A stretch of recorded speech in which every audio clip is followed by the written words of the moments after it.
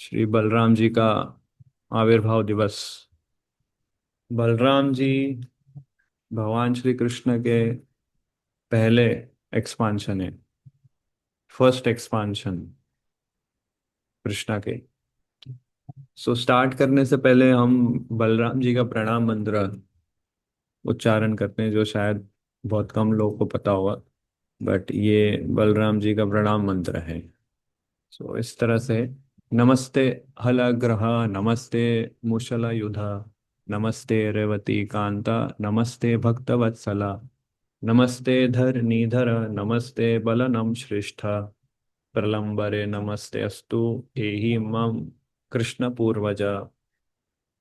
Obeisances to you, O holder of the plow. Obeisances to you, O wielder of the mace. Obeisances to you, O darling of Revati. Obeisances to you, O kind benefactor of your devotees. Obeisances to you, O upholder of the earth. Obeisances to you, O best of the strong. Obeisances to you, O enemy of Pralamba. Please come to me, older brother of Krishna. So ये प्रणाम मंत्र हमको याद करना चाहिए। श्री बलराम जी का प्रणाम मंत्र है, जिसमें बलराम जी कई सारे अलग अलग नाम हैं। उन्होंने जो भी पास टाइम्स की थी, जिन भी असुरों का वध किया था, उन नाम से ये डेकोरेट किया है इस श्लोक को। तो बलराम जी फर्स्ट एक्सपांशन है कृष्णा के। अभी कृष्णा के एक्सपांशन को अगर आप स्टडी करोगे बहुत डिटेल में, चैतन्य चैतामृत में आता है। और उसका ही आ, यहाँ पर बता देते हैं। हम्म, बहुत टेक्निकल है, बट हम उसको एकदम सिंप्लीफाई करेंगे। ये पूरा चार्ट है कृष्णा का एक्सपांशन का। सो भगवान जो है वो कृष्ण है। स्वयं रूप बोलते हैं उसको, सेल्फ फॉर्म। सो वो भगवान कैसे हैं? गाय चराते हैं, ग्वाले फॉर्म में हैं। कहाँ रहते हैं? वृंदावन में रहते हैं। गाय चराते हैं, बांसुरी बजाते हैं, मोर मुकुट पहनते हैं, और पीतांबरी धोती। ये है भगवान का डिस्क्रिप्शन। अब ये इनका नाम है कृष्णा। अब ये कृष्णा के एक्सपांशन दो प्रकार के होते हैं, एक प्राभव प्रकाश और एक वैभव प्रकाश। प्राभव प्रकाश मतलब क्या? कि सेम अपने जैसा एक्सपांशन। जैसे भगवान ने रास लीला में किया था, जितनी गोपियां उतने कृष्णा। तो सेम टाइप, सेम कृष्णा थे, है ना। सेम दिखने वाले एक्सपांशन थे सारे, है ना। जैसे एक कैंडल से दूसरा कैंडल, सारे कैंडल सेम दिखेंगे। ऐसे हजारों कैंडल्स, तो हजारों कैंडल सेम दिखेगी। तो वो एक्सपांशन को बोलते हैं प्राभव प्रकाश, है ना। सेम रूप। और दूसरा है वैभव प्रकाश, मतलब different mood, different complexion, different emotion. तो वो होता है वैभव, उसको बोलते हैं वैभव प्रकाश। तो एक होता है प्राभव प्रकाश, दूसरा है वैभव प्रकाश। प्राभव प्रकाश में जैसे द्वारका लीला में 16,108 रानियां, तो उसके 16,108 हस्बैंड। ऐसे ही अ, वैभव प्रकाश में पूरा अलग फॉर्म है। तो पहला एक्सपांशन जो है बलराम। तो बलराम जी वो वैभव प्रकाश है, जिसमें से सारे अवतार निकलते हैं। ये आप पूरा लिस्ट देखोगे ना, इतने सारे अवतार सिर्फ बलराम से निकलते हैं। तो ये बलराम का पोजीशन है। कोई हम जितना समझते हैं बलराम जी को, उससे ज्यादा कुछ है बलराम जी, है ना। सो कृष्णा और बलराम में सिर्फ यही डिफरेंस है, कलर का। प्रभुपाद बोलते थे एक ब्लैक कृष्णा है और एक वाइट कृष्णा है। So black Krishna means original Shyam सुंदर कृष्णा, और वाइट कृष्णा मीन्स बलराम। कोई डिफरेंस नहीं है कृष्णा और बलराम में। जो कृष्णा कर सकते हैं, बलराम भी कर सकते हैं। ऐसा नहीं है कि बलराम जी गोवर्धन पर्वत नहीं उठा सकते, ऐसा नहीं है बलराम कंस को नहीं मार सकते, ऐसा नहीं है बलराम पूतना का वध नहीं कर, नहीं, सेम कर सकते हैं। जो कृष्णा कर सकते हैं वो बलराम कर सकते हैं। कोई डिफरेंस नहीं है, सिर्फ कलर और मूड का डिफरेंस है। तो वैभव प्रकाश वो एक्सपांशन है कृष्णा का। अब कृष्णा पूर्ण पुरुषोत्तम भगवान है। और इस चार्ट पे मैं फिर से आऊंगा, ये जस्ट फिर से हम इस चार्ट पर आएंगे, बट उससे पहले डिस्क्रिप्शन थोड़ा। कृष्णा सुप्रीम इंजॉयर है, और उनका काम है लीलाओं में एब्जॉर्ब रहना। अब इतना सारा क्रिएशन है, मटेरियल वर्ल्ड, स्पिरिचुअल वर्ल्ड, फिर इतना सारा मैनेजमेंट है मटेरियल वर्ल्ड का, अनलिमिटेड यूनिवर्सेस को मैनेज करना। तो ये सारे काम बलराम जी देखते हैं। कृष्णा में से पहला एक्सपांशन निकला बलराम जी का, बस फिर कृष्णा अपनी लीला में व्यस्त हो गए। उनको फिर और कुछ नहीं करना है, सारा काम सब कुछ बलराम जी देख लेते हैं। तो ये मूड है बलराम जी का, है ना। तो कृष्णा सारी पास टाइम्स में एब्जॉर्ब है। उनके पास टाइम में कोई डिस्टरबेंस ना आए, वो कार्य बलराम जी देखते हैं ना। तो बलराम जी सब कुछ पूरा, आगे भी जैसे कोई कंपनी का ओनर होता है, वो एक मैनेजर हायर करता है, वो सब कुछ उसके कंपनी का सब कुछ देख लेता है, उस ओनर को कंपनी में जाने की जरूरत भी नहीं है। तो बलराम जी वैसे हैं, है ना। तो Krishna is the real enjoyer. और उस एंजॉयमेंट में जो सबसे टॉप मोस्ट असिस्टेंट जो देते हैं वो है बलराम जी का। और तो ये संबंध है कृष्णा और बलराम का। और जैसे प्रभुपाद कहते थे कि सेम है कृष्णा बलराम, एक डार्क है और एक वाइट है। बलराम जी का जो कॉम्प्लेक्शन है एकदम सफेद चंद्रमा की तरह है, और इनका मूड है सर्वेंट वाला मूड, सुप्रीम सर्वेंट, कृष्णा के सुप्रीम सर्वेंट। और इस सर्वेंट मूड में हमेशा बलराम जी कृष्णा को एकम्पनी करते हैं। जैसे त्रेता युग में बलराम जी कृष्णा के साथ लक्ष्मण के फॉर्म में आते हैं, कृष्णा राम के फॉर्म में आए, बलराम जी लक्ष्मण के फॉर्म में आए। द्वापर युग में कृष्णा बलराम, फिर कलयुग में कृष्णा चैतन्य महाप्रभु के फॉर्म में, बलराम जी नित्यानंद प्रभु के फॉर्म में आए। तो हर युग में जब जब कृष्णा आते हैं, बलराम जी उनके साथ होते हैं हमेशा। स्पिरिचुअल वर्ल्ड और मटेरियल वर्ल्ड दोनों में बलराम जी कृष्णा को असिस्ट करते हैं। एक्चुअली बलराम जी जो है वो गुरु तत्व है। जितने भी गुरुज हम देखते हैं जो परंपरा में आते हैं, वो सब बलराम जी के रिप्रेजेंटेटिव है, बलराम जी के एक्सपांशन हैं। तो आदि गुरु, इसलिए बलराम जी को आदि गुरु बोला जाता है ना। सो हमारे स्पिरिचुअल मास्टर जो है, आचार्य जो है परंपरा में जितने भी, वो सब सब बलराम के एक्सपांशन है, बलराम जी के एक्सपांशन है। और बहुत इंटीमेट, है ना। बलराम जी क्या करते हैं, हम सब बद्ध जीवात्माओं को कृष्ण से कनेक्ट करते हैं गुरु को भेज के। ये बलराम जी का रोल है। और वो गुरु जो होते हैं बलराम जी के रिप्रेजेंटेटिव होते हैं। कोई भी गुरु है, चाहे शिक्षा गुरु है या दीक्षा गुरु है, एनी गुरु, वो बलराम जी के रिप्रेजेंटेटिव होते हैं। और इसके अलावा बलराम जी कृष्णा को असिस्ट करते हैं सभी रसों में। मुख्य 5 रस हैं, हम सब जानते हैं, शांत रस, दास्य रस, साख्य रस, वात्सल्य रस, माधुर्य रस। 5 रसों में कृष्णा रेलिश करते हैं रिलेशंस अपने डिवोटीज के साथ। और बलराम वो एक्सपांशन है कृष्णा के, ओनली एक्सपांशन जो सभी रसों में कृष्णा को आनंद देते हैं।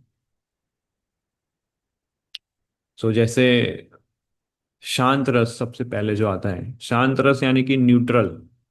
कृष्णा शांत रस में, शांत रस के डिवोटीज कैसे होते हैं, न्यूट्रल होते हैं। जैसे वृंदावन में जो पेड़ है वो भी डिवोटी है, शांत रस में है। वृंदावन के गैया जो है शांत रस में है। ऐसे ही बलराम जी शांत रस के फॉर्म में कैसे असिस्ट करते कृष्णा को। कृष्णा जो भी कपड़े पहनते हैं, जो भी ऑर्नामेंट्स पहनते हैं, वो बलराम जी हैं। बलराम जी अपने आप को एक्सपांड करते हैं कृष्णा के पैराफेरनेलिया के फॉर्म में। कृष्णा के कपड़े, कृष्णा के मुकुट, कृष्णा के ऑर्नामेंट्स, कृष्णा जो गार्लैंड पहनते हैं वो, और इवन जो पूरा धाम है, वृंदावन धाम, वो भी बलराम जी का एक्सपांशन है। मतलब बलराम जी पूरा प्लेस और पैराफेरनेलिया प्रोवाइड करते हैं कृष्णा को, जहां पर वो लीला कर सके सारी अलग अलग रसों में। तो इसलिए बलराम जी तो है, वो धाम भी है ना। Is not an ordinary expansion, है ना। बलराम जी जो है स्वयं वृंदावन धाम है। अभी वृंदावन धाम कैसा है, अगर आप स्क्रिप्चर्स पढ़ेंगे तो बताए लोटस शेप का है, लोटस शेप का है। तो वो लोटस शेप वो बलराम जी का एक्सपांशन है। और ये लोटस कैसा है, जैसे कमल का फूल होता है, वो बंद होता है, ओपन होता है, क्लोज होता है, ओपन होता है, क्लोज होता है ना। तो बलराम जी वृंदावन धाम के रूप में कृष्णा को असिस्ट करते हैं। कैसे असिस्ट करते हैं, जैसे अगर कृष्णा और राधा रानी अगर मिलना चाहते हैं तो धाम क्या करते हैं, बलराम जी धाम के फॉर्म में कैसे असिस्ट करते हैं कि धाम को कॉन्ट्रैक्ट कर लेते हैं ताकि जो डिस्टेंस है कृष्णा और राधा के बीच में वो कम हो जाए और मिल सके। फिर जब दोनों को घर जाना है तो लोटस एक्सपांड हो जाते हैं ताकि वो दोनों अपने अपने घर में जल्दी पहुंचे। तो इस तरह से बलराम जी असिस्ट करते हैं कृष्ण। आप समझ रहे हैं कितने इंपॉर्टेंट पर्सनालिटी। पहले हमको ये समझना है बलराम जी कितने इंपॉर्टेंट पर्सनालिटी है कृष्णा की पास टाइम में। कृष्णा की कोई भी पास टाइम बलराम के असिस्टेंस के बिना नहीं हो सकती। कोई भी पास टाइम, जिस पास टाइम में बलराम नहीं है उसमें भी बलराम जी का योगदान है। सो बिना बलराम के कृष्णा कोई पास टाइम नहीं कर सकते। बिना बलराम के हमें कृष्णा की मर्सी भी नहीं मिल सकती। सो इस तरह से शांत रस में आ, बलराम जी कृष्णा को असिस्ट करते हैं। कृष्णा के फ्लूट सब कुछ कृष्णा जो भी यूज करते हैं, कृष्णा की बॉडी को छोड़ के जो भी है वो सब बलराम जी का एक्सपांशन है। कृष्णा के शूज, कृष्णा के कृष्णा जो गाय चराने के लिए जो छड़ी यूज करते हैं वो सब कुछ, आप कृष्णा को जो भी यूज करते हैं वो बलराम। इवन हम ऑल्टर में जो भी थालियां यूज करते हैं वो सब बलराम जी का एक्सपांशन है। प्लेट्स, आरती, अगरबत्ती, धूप, दिया जो भी है बलराम जी। ऑल्टर स्वयं बलराम जी का एक्सपांशन है, भगवान का ऑल्टर, जहाँ एग्जिस्टेंस जो है भगवान का वो बलराम पे है, एग्जिस्ट करते हैं। तो शांत रस के फॉर्म में बलराम जी कृष्णा को इस तरह से असिस्ट करते हैं। फिर दास्य रस, दास्य रस में भी बलराम जी कृष्णा को असिस्ट करते हैं। जैसे लक्ष्मण छोटे भाई बने तो रामचंद्र के एकदम सर्वेंट मोड में भगवान राम को असिस्ट करते थे। इवन बलराम, कृष्णा बलराम भी जब आते थे तो बलराम जी भी कई बार कृष्णा को असिस्ट करते थे। जैसे उनको डेकोरेट करना है या उनको कुछ खिलाना है ना, इस तरह से। फिर शांत रस, दास्य रस, साख्य रस। तो कई कभी कभी बड़े भाई जो है बलराम जी, वो कृष्णा के फ्रेंड की तरह भी एक्ट करते थे। हाँ, खेलना, साथ में खेलना। कृष्णा बलराम जब छोटे थे तो इतने क्लोज थे, एक दूसरे के बिना रह नहीं सकते थे। जब छोटे बालक थे इतने क्लोज, मतलब कहीं भी जाते थे साथ में जाते थे। इवन दोनों का उठना, जन्म से लेके जैसे जैसे बड़े हुए पूरा लाइफ साथ में ही रहे, है ना। ऐसा बताया कि जब सो जाते थे तब दोनों को अलग करना पड़ता था। जब तक वो जागृत अवस्था में रहते थे, एक दूसरे को छोड़ नहीं सकते थे, ना एक दूसरे को कोई अलग कर सकता था। रोहिणी माता और यशोदा माता भी कृष्णा बलराम को अलग नहीं कर पाती थी। जब रात को ये सो जाते थे, तब रोहिणी माता बलराम जी को अपने कमरे में सुलाती थी। नहीं तो अलग हो ही नहीं पाते, ना कोई कर सकता था, इतने क्लोज थे। So as a friend Krishna Balram हमेशा साथ में रहे। तो साख्य रस, फिर वात्सल्य रस। वात्सल्य रस में बलराम जी बड़े भाई के फॉर्म में भगवान को प्रोटेक्टिव मूड में उनके साथ आदान प्रदान करते हैं कि छोटा भाई है मेरा, तो अच्छे से ध्यान रखना है। गाय चराने जाते तो ज्यादा धूप ना लगे, पैरों में कांटा नहीं लगे ना, तो ज्यादा थकान नहीं लगे। तो जैसे बड़ा भाई छोटे भाई का केयर करता है, ऐसे बलराम जी कृष्ण का केयर करते थे। और फिर माधुर्य रस, ये भी एक यूनिक रस है। तो माधुर्य रस में बलराम जी कैसे असिस्ट करते हैं? बलराम जी स्वयं गोपी का फॉर्म लेते हैं और कृष्णा को असिस्ट करते हैं। सो बलराम जी स्वयं श्रीमती राधा रानी की छोटी सिस्टर बन जाते हैं। जैसे कृष्णा के भाई बलराम, कृष्णा की छोटी सिस्टर का नाम है अनंग मंजरी। तो अनंग मंजरी के फॉर्म में बलराम जी जाते हैं, और ललिता विशाख की बहुत क्लोज होती हैं वो अनंग मंजरी। और उस फॉर्म में माधुर्य रस में कृष्णा को असिस्टेंस देते हैं। तो बलराम जी से सबसे ही इज द आदि गुरु, at the same time original servant, Adidas. So original servant है, ओरिजिनल गुरु है। सारे सर्वेंट बलराम जी से निकले हैं, सारे गुरु बलराम जी से निकले हैं। So top most service attitude Balram ji ने मैनिफेस्ट किया है। बलराम जी का सिर्फ एक ही मिशन है, कृष्णा की सेवा करके कृष्णा को प्रसन्न करना बस। चाहे मटेरियल वर्ल्ड में है या स्पिरिचुअल वर्ल्ड में है या कहीं भी है, कृष्णा को प्लीज करना, कृष्णा को असिस्ट करना, कृष्णा को सर्व करना। और जितने भी सर्वेंट्स, जितने भी असिस्टेंट्स कृष्णा के हैं, सब बलराम के थ्रू कृष्णा को सर्व करते हैं, असिस्ट करते हैं। सो इसलिए बल राम। सो बल मीन्स स्ट्रेंथ, स्ट्रेंथ देते हैं। इवन ये जो अ, पूरा यूनिवर्स है, जो हम बोलते हैं ग्रेविटेशनल फोर्स, वो भी बलराम जी का ही एक्सपांशन है। जिसके जिसके फोर्स से पृथ्वी अपने एक्सिस पर है, सारे प्लैनेट्स अपने एक्सिस पे घूम रहे हैं, वो ग्रेविटेशनल पुल, वो भी बलराम जी का एक्सपांशन है।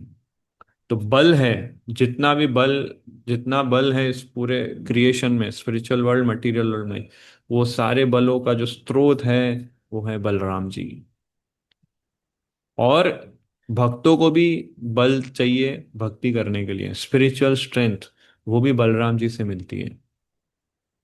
कृष्णा हमको नॉलेज देते हैं, बट वो नॉलेज को हम अप्लाई कर पाए उसके लिए जो स्ट्रेंथ है वो बलराम से आती है।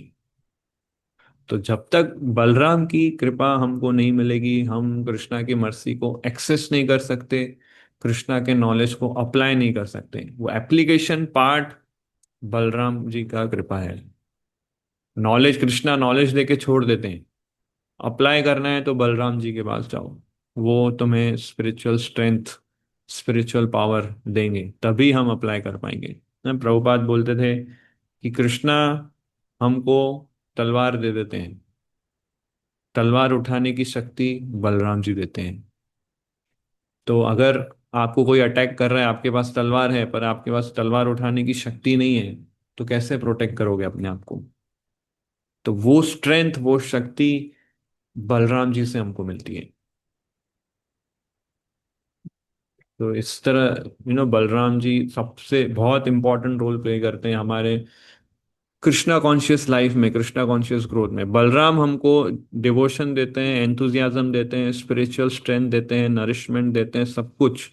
बलराम की मर्जी से हमको मिलते हैं, बलराम की मर्जी से हम भक्ति में स्ट्रांग बनते हैं, स्टेडी बनते हैं। इसलिए उनसे special prayer, special blessing, special mercy हमें मांगना चाहिए कल के दिन खास। वही बलराम कलयुग में नित्यानंद प्रभु के फॉर्म में आए। सो सो इस तरह से बलराम और कृष्ण का रिलेशन है। कृष्ण, अब अपीयरेंस की बात करें हम, बलराम जी का अपीयरेंस, तो वो भी बहुत, उसमें भी बहुत सारे चीजें सीखने जैसी है। तो जैसे कि हम जानते हैं 5,000 वर्ष पूर्व भगवान श्री कृष्ण प्रकट हुए थे इस मटेरियल वर्ल्ड में। उनके प्राकट्य होने से पहले बलराम जी प्रकट हुए थे। सो बलराम जी अगेन यहाँ पर इंपॉर्टेंट रोल प्ले करते हैं कि कृष्णा आए उससे पहले मैं जाऊंगा, सारा अरेंजमेंट कर लूंगा, फिर कृष्ण आएंगे। ये उनका मूड है बलराम का। सो नो सो इसलिए जैसे कोई बड़ा व्यक्ति आता है तो पहले, उससे पहले उसकी टीम वहां पहुंचती है सारा देख रेख करने के लिए कि सब सही है कि नहीं। तो बलराम जी वो पर्सनालिटी है, वो सर्विस करते हैं। तो अब हम जानते हैं कृष्णा के की शुरुआत में देवकी वसुदेव जो थे, ना कंस ने कैसे उनको जेल में डाल दिया था। और वासुदेव एग्री हुए कि मैं सारे, ठीक है तो मैं सारे पुत्र दे दूंगा, कंस देवकी को मारो मत। 8वां पुत्र जो है वो तुम्हारा वध करेगा ऐसी भविष्यवाणी है, तो नो प्रॉब्लम, मैं तुम्हें सारे पुत्र दे दूंगा जैसे ही जन्म हुआ। तो देवकी, फिर हम जानते हैं वो पूरा स्टोरी, वो मैं ज्यादा डिटेल में नहीं बोलूंगा, कि देवकी के सारे 6 पुत्र मारे जाते हैं। और फिर 7वें पुत्र कौन होते हैं? बलराम।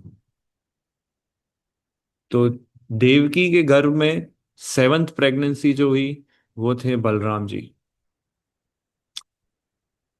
फिर कृष्ण आए, फिर कृष्ण का जन्म हुआ। तो आचार्य इसमें ये एक्सप्लेन करते हैं कि जो 6 पुत्र मारे गए वो थे, वो रिप्रेजेंट करते हैं हमारे 6 अनर्थास: lust, anger, greed, illusion, pride, envy. तो जब तक हमारे हृदय में ये 6 अनर्थ आ जाएंगे नहीं, तब तक कृष्णा मैनिफेस्ट नहीं होंगे।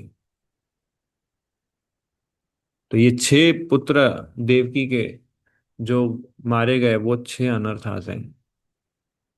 और ये अनर्था कब जाएंगे? जब गुरु हम पे ब्लेसिंग्स देंगे हमको। और जब ये सारे 6 अनर्था चले जाते हैं, तब गुरु हमारे हृदय में, हमारे हृदय को तैयार करते हैं ताकि कृष्णा वहां पर मैनिफेस्ट हो सके। तो ऐसे ही 6 पुत्र देवकी के मारे गए। देवकी का गर्भ अब रेडी होता है कृष्णा को अपीयर होने के लिए। तो इसलिए उससे पहले बलराम जी प्रकट होते हैं देवकी के गर्भ में, और देवकी के गर्भ को तैयार करते हैं। सो इसलिए बलराम जी की मर्सी बहुत जरूरी है हमारे लिए, अगर हमको कृष्ण हमारे लाइफ में मैनिफेस्ट करने हैं, हमारे हार्ट में मैनिफेस्ट करने हैं तो। सो कृष्ण आए उससे पहले श्री बलराम का आना बहुत जरूरी है। और श्री बलराम हमारे लाइफ में कैसे आते हैं? श्री गुरु के फॉर्म में। बलराम का बिजनेस है हार्ट को एकदम रेडी करना ताकि कृष्णा वहां पर अच्छे से रह सके। और हार्ट को बलराम जी कैसे रेडी करते हैं? गुरु को भेज के, स्पिरिचुअल मास्टर को भेज के, जो हमें अलग अलग सर्विस में एंगेज करते हैं, हमें इंस्ट्रक्शंस देते हैं और हमको प्योरीफाई करते हैं अलग अलग सिचुएशन में डाल के, ताकि हमारा हार्ट प्रिपेयर होए, हमारा हार्ट सॉफ्ट बने। और वहां पर फिर भक्ति लता बीज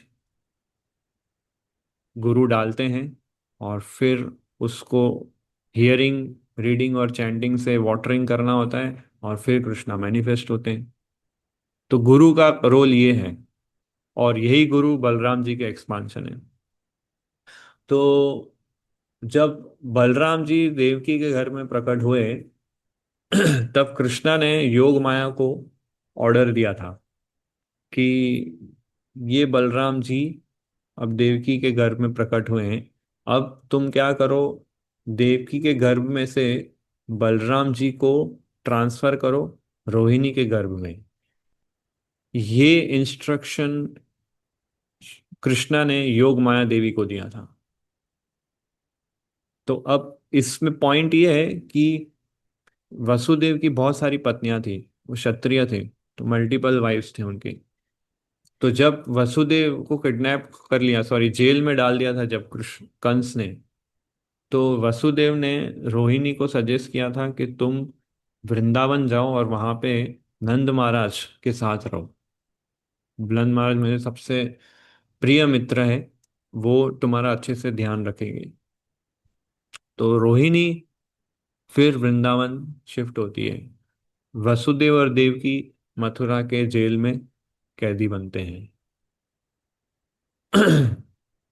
और फिर नंद महाराज रोहिणी देवी को अच्छे से रखते हैं, उनको केयर, रिस्पेक्ट, सब कुछ प्रॉपर प्रोवाइड, सारी फैसिलिटी देते हैं। और उसी दौरान रोहिणी भी प्रेग्नेंट होती है।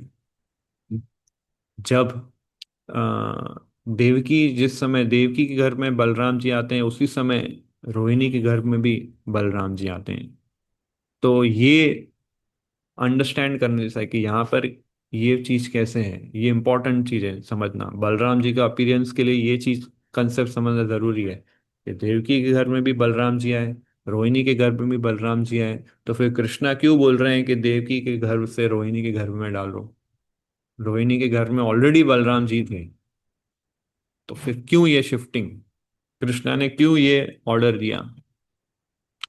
इसका अंडरस्टैंडिंग ये है कि ओरिजिनली बलराम वृंदावन में रहते हैं। जैसे कृष्णा वृंदावन में रहते हैं ओरिजिनली, ऐसे बलराम जी भी ओरिजिनली वृंदावन में रहते हैं।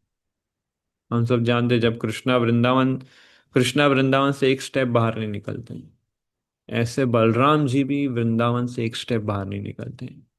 तो जो बाहर निकलते हैं, जो मथुरा गए फिर द्वारका गए, वो ओरिजिनल कृष्णा नहीं थे, वो कृष्णा के एक्सपांशन थे, वसुदेव। ऐसे ही बलराम जी ओरिजिनली वृंदावन में रहते हैं, तो जो एक्सपांशन गया था कृष्णा के साथ मथुरा और द्वारका, वो संकर्षण थे। जो बलराम जी का एक्सपांशन है, कृष्णा का एक्सपांशन वसुदेव, तो बलराम जी का एक्सपांशन संकर्षण। तो ओरिजिनल बलराम रोहिणी के गर्भ में आए थे, और जो संकर्षण, जो बलराम जी के एक्सपांशन है, वो देवकी के गर्भ में आए थे। और फिर कृष्णा बोलते हैं कि ये संकर्षण को आप ट्रांसफर करो देवकी से रोहिणी के गर्भ में। तो वो एक्सपांशन बलराम का ओरिजिनल बलराम के फॉर्म में मिक्स हो जाता है, और फिर ओरिजिनल बलराम रोहिणी के गर्भ में रहते हैं। तो Rohini is the original mother of Balram ji. जैसे ऐसे ही कृष्णा के केस में भी ऐसा ही होता है। मथुरा में जब कृष्णा प्रकट होते हैं, वो ओरिजिनल कृष्णा नहीं, ओरिजिनल कृष्णा तो वृंदावन में यशोदा के साथ, यशोदा के घर में प्रकट होते हैं। यहाँ जो प्रकट होते हैं वो वासुदेव कृष्णा होते हैं। वासुदेव कृष्णा को ले आ जाया जाता है वृंदावन, और वहां पर फिर ओरिजिनल कृष्णा के साथ वो मिक्स होते हैं। तो ये पास टाइम, ये हिडन सीक्रेट हमारे आचार्य रिवेल करते हैं कि इस तरह से ओरिजिनल कृष्णा बलराम तो वृंदावन में ही रहते थे, उनके एक्सपांशन मथुरा में और द्वारका में गए। तो तो जब फिर कृष्णा बोलते हैं कि जब तुम बलराम को ट्रांसफर कर लोगी आ, रोहिणी के घर में, फिर तुम देवकी के गर्भ में जाना वहां पर, और मेरी बहन के रूप में प्रकट होना, जो महामाया है, दुर्गा देवी है। तो दुर्गा देवी जो है कृष्णा की सिस्टर है, और देवकी उसको फिर जन्म देती है। तो इसलिए हम देखते हैं कि यू नो इसलिए जो सातवां प्रेगनेंसी जो देवकी का जो जो होता है उसका मिस कैरेज हो जाता है, क्योंकि वो तो ट्रांसफर कर दिया ना योग माया ने। और कंस फिर सोचता है कि मिस कैरेज कैसे हो गया, कुछ गड़बड़ है, ऐसे तो हो नहीं सकता। एक तो डाउट ये होता है कि मिस कैरेज कैसे हो गया, दूसरा डाउट कि आठवां जो ये जो आठवीं जो प्रेगनेंसी होती है वो तो दुर्गा देवी जो एक स्त्री होती है, लड़की होती है, उसका जन्म होता है। तो कृष्ण कंस को तो बोला गया था आठवां पुत्र होगा, तो फिर ये पुत्री कैसे हो गई, ये दूसरा कंफ्यूजन कंस के लिए हुआ। तो इसलिए कंस भी सोच में पड़ गया कि देवताओं की भविष्यवाणी गलत कैसे हो सकती है, और ये तो पुत्री है, तो फिर कैसे इसको समझे। तो यहाँ पर ये कंस का कंफ्यूजन होता है। और कृष्णा के जन्म के ठीक एक सप्ताह पहले बलराम जी का जन्म होता है वृंदावन में, रोहिणी के गर्भ से।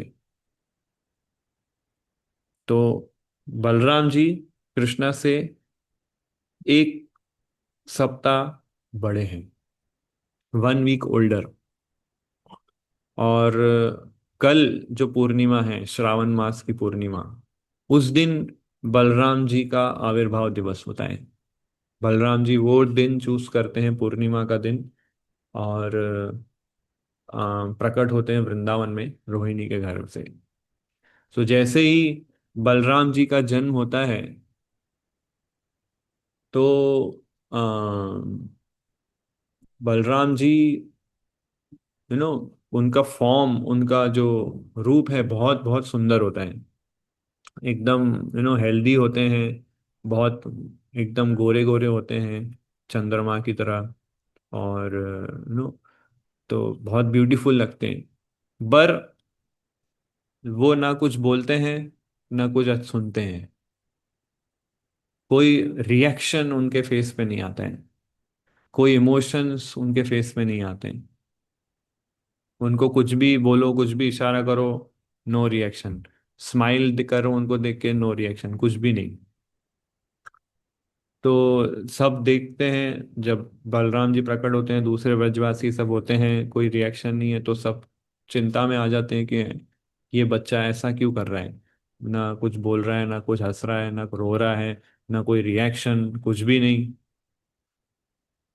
तो फिर यशोदा माता, क्योंकि उस समय वो प्रेग्नेंट होती है, कृष्णा उसके गर्भ में होते हैं, यशोदा माता जब बलराम जी को उठाती है, तब बलराम जी इमीडिएट रिस्पॉन्स दिखाते हैं, हंसने लगते हैं, और हाथ पैर ऐसे थपथपाने लगते हैं।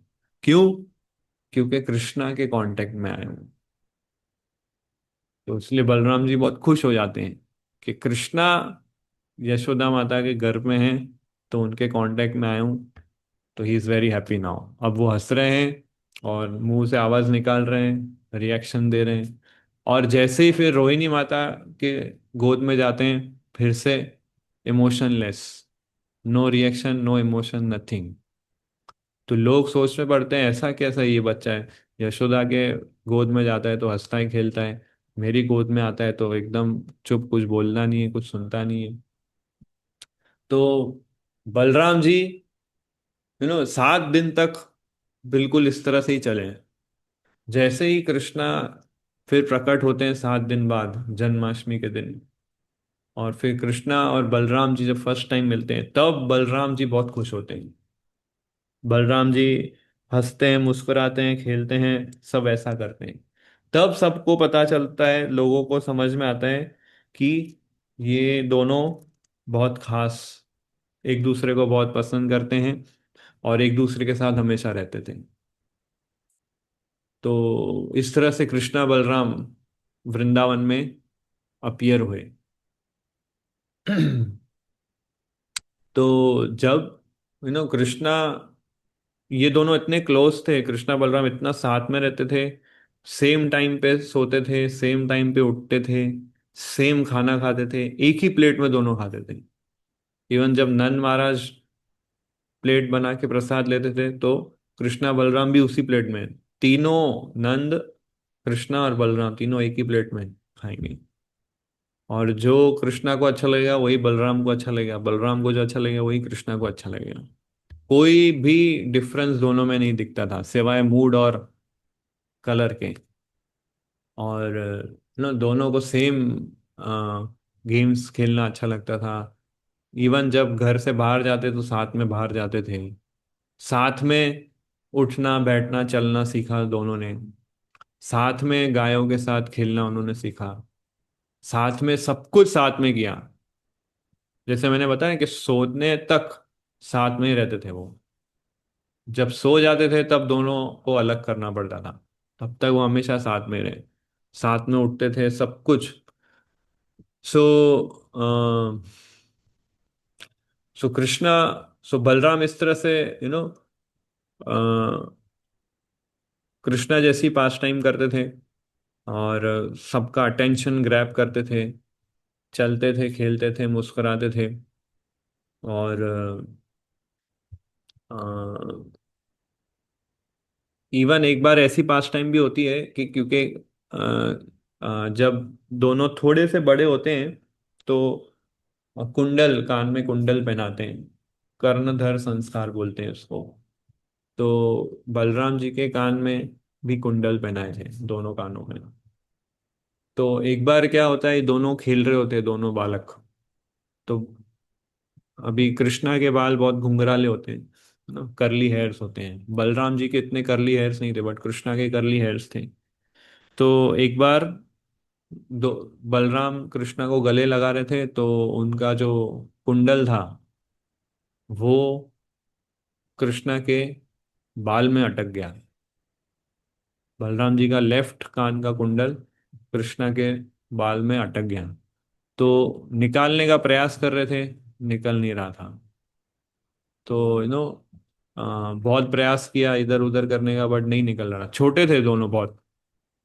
तो बाहर कहीं खेल रहे थे, गले लगाया तो उनका कुंडल भगवान के बालों में अटक गया, और फिर निकल नहीं रहा था, इसलिए उनका सर कृष्णा के बालों में ऐसा चिपका रहा कि ऐसे निकालने का प्रयास कर रहे, निकल नहीं रहा है, निकल नहीं रहा है। तो दोनों ऐसे चिपकते हुए घर जाते हैं, और यशोदा माता को बोलते हैं कि मैं इसका कुंडल, मेरा कुंडल जो है वो अटक गया है, प्लीज उसको निकालिए। तो यशोदा माता भी बहुत प्रयास करती है, बहुत प्रयास करने के बाद फिर उनका अलग होता है कुंडल, बाल से अलग होता है। तो बलराम जी फिर बोलते हैं, सोचते हैं कि ये कुंडल जो है मेरे लेफ्ट कान का कुंडल, वो यू नो कृष्णा को इस कुंडल ने बहुत कष्ट दिया। तो इमीडिएटली उन्होंने कान के कुंडल को निकाल के फेंक दिया कि ये कुंडल कारण बना कृष्णा को कष्ट देने का, इसलिए मैं इसको कभी धारण नहीं करूंगा। तो इसलिए बलराम जी हमेशा एक कान में ही कुंडल पहनते हैं। आज भी, आज भी वृंदावन के कई मंदिरों में, जिनको ये पता है, बलराम जी को जब श्रृंगार करते हैं तो सिर्फ एक कान में ही उनको इयररिंग्स या कुंडल पहनाते हैं, दोनों कान में नहीं। तब से भगवान बलराम एक कुंडलधारी बने। पूरा लाइफ उन्होंने एक ही कुंडल पहना, क्यों? क्योंकि उस दूसरे कुंडल ने आ, कृष्णा को कष्ट दिया, इसलिए। तो इस तरह से कई सारी ऐसे पास टाइम्स हुए, साथ में बहुत सारे गेम्स खेलते थे, फॉरेस्ट में जाते थे, और एक दूसरे के हाइड एंड सीक खेलना, बहुत सारे रेसलिंग करना। इवन जब वृंदावन के जंगलों में जाते थे तो जो जंगल के जो प्राणी होते थे उनकी नकल करते थे। मेंढक जैसे आवाज निकालता था कृष्णा, बलराम वैसे आवाज निकालते थे। मेंढक जंप मार रहा था तो ये दोनों भी जंप मारते थे पानी में। फिर बंदर एक डाली से दूसरी डाली पे जंप मारता था तो ये दोनों भी उसकी नकल करते थे। फिर फॉरेस्ट में जब आकाश से पक्षी उड़ता था तो उसका छाया जमीन पे आता था, तो ये दोनों उस शैडो को फॉलो करते करते भागते थे, और पक्षी की आवाज निकालते थे। फिर मोर को देखते थे तो मोर की तरह सर हिलाते थे, मोर की तरह नाचते थे, मोर की तरह डांस करते थे दोनों। तो जब दोनों डांस करते थे तो सब दूसरे जो फ्रेंड्स थे कृष्णा बलराम के, सब तालियां बजाते थे और सब उसको शाबाशी देते थे। दोनों को अपनी गायों का नाम पता था। जितनी भी 9 लाख गायें थी, हर एक गायों का नाम कृष्णा बलराम को पता था, और उन नामों से ही बुलाते थे। गाय हैं, उनके बछड़े हैं, सबको जानते थे। और फिर खेल कूद में कई बार कृष्णा थक जाते थे, तो बलराम उनको आराम करवाते थे। बलराम कभी थक जाते थे तो कृष्णा उनको रेस्ट करवाते थे, है ना। तो कई बार बलराम जी कृष्णा की गोद में सो जाते थे, कृष्णा बलराम जी का मजा मसाज भी करते थे। कई बार कृष्णा बलराम जी को पंखा भी देते थे, कई बार गर्मी लगे। तो इस तरह से दोनों के बीच में बहुत ही क्लोज एसोसिएशन था। सो यहाँ पर पिक्चर है ये। हाँ। हाँ, ये देख रहे हैं। तो कृष्णा अपने फ्रेंड्स के साथ इस तरह से खेलते थे। फिर ये बलराम जी है। बलराम जी हमेशा ब्लू धोती पहनते थे, कृष्णा येलो धोती पहनते थे। तो थक जाते थे तो कृष्णा कई बार उनको मसाज करते थे, उनको आराम दिलवाते थे। तो इस तरह सो Balram ji originally 16 years old के हैं। ओरिजिनल एज जो बलराम की है 16 ईयर्स है। ब्लू कलर की धोती पहनते थे, फ्लावर गार्लैंड्स होता था, और उनके पैरों में पायल होती थी, एक कान में कुंडल होता था, और माथे पे तिलक होता था, और उनके जो आर्म्स होते थे, आर्म्स वहाँ पे ब्रेसलेट्स आर्मलेट्स सब होते थे। तो बहुत ही उनका ब्यूटीफुल फॉर्म था बलराम जी का। एंड बहुत ही स्ट्रॉन्ग वेल बिल्ड उनका बॉडी था, और एकदम डीप वॉइस थी उनकी, बहुत ही ब्यूटीफुल और डीप वॉइस कृष्णा बलराम की, सॉरी बलराम जी की। एंड बलराम जी, जैसे कृष्णा ने कई असुरों को मारा, ऐसे बलराम जी ने भी कई असुरों को मारा था। तो बलराम जी भी कई सारी पास टाइम्स कृष्णा बुक में उसका वर्णन है। और बहुत सारे पास टाइम में एक फेमस पास टाइम आती है कि जब कृष्णा बलराम जंगल में जाते हैं, तो यहाँ पर इसका है।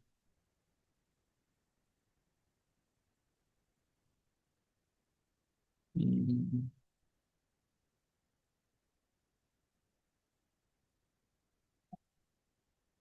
तो ये वाला धेनुकासुर का जो वध हुआ था पास टाइम में।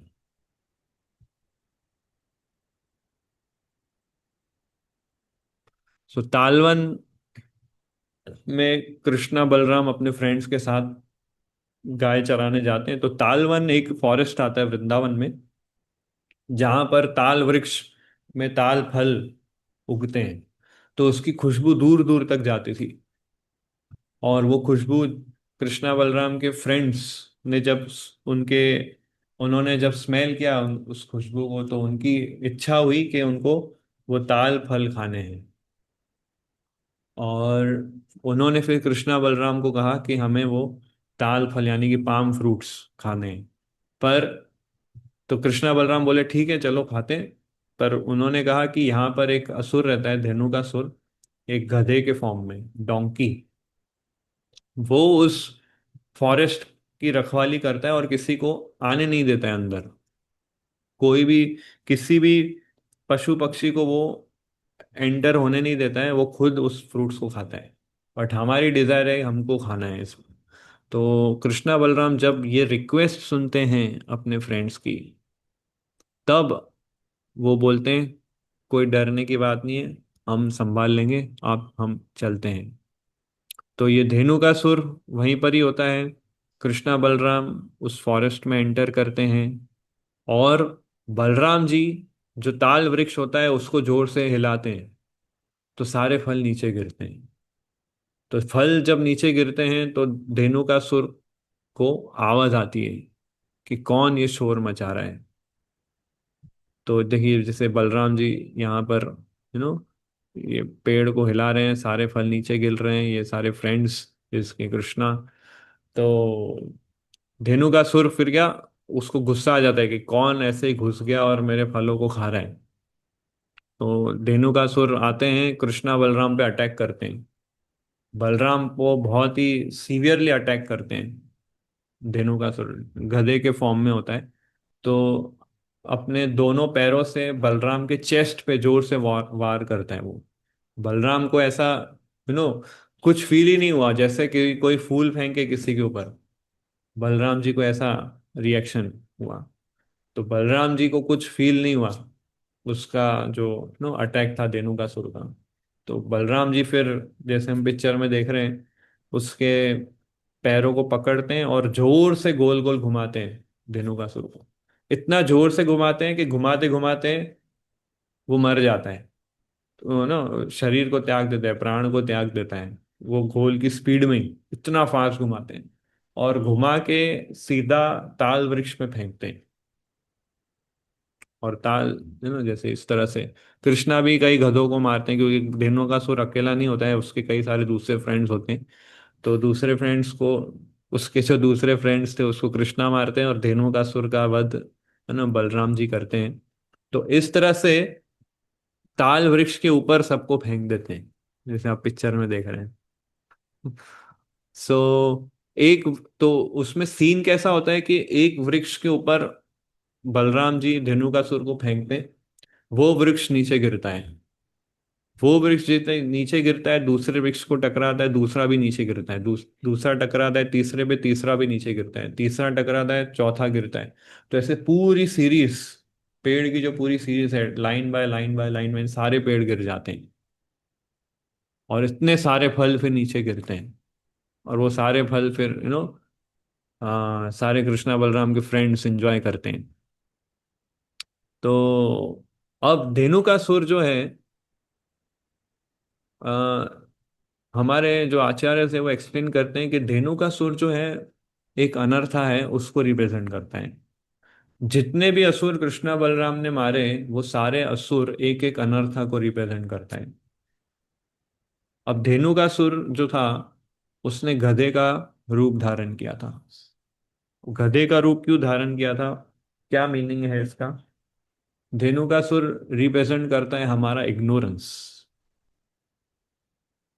हमारी अज्ञानता, कि हमारी एक्चुअल आइडेंटिटी क्या है, कि हम सब कृष्णा के दास हैं और हम ये भूल गए हैं। और ये भूल के हम इस भौतिक संसार में एब्जॉर्ब हो गए हैं और यहाँ पर गधों की तरह हम मजदूरी कर रहे हैं, ये सोच के कि मैं अगर इधर मेहनत नहीं करूँगा तो मेरा जीवन कैसे चलेगा ना। हम जॉब करते हैं, सोचते हैं कि जब तक मैं मेहनत नहीं करूँगा, मुझे सैलरी नहीं मिलेगी, तो मेरा मेंटेनेंस कैसे होगा। अभी गधा भी ऐसे ही सोचता है।